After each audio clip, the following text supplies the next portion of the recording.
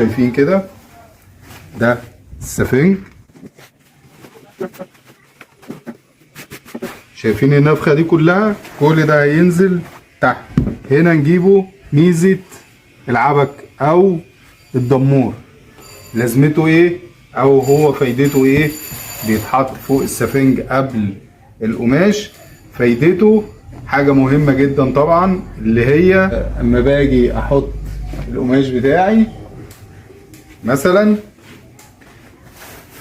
واجي ادبس، هيظهر لي خطوط كده من الدباسة، فهيظهر خطوط كده.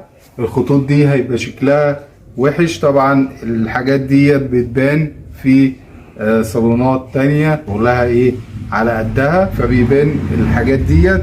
اما الشغل اللي هو العالي ما بيبقاش ظاهر عشان خاطر معمول الدمور ده.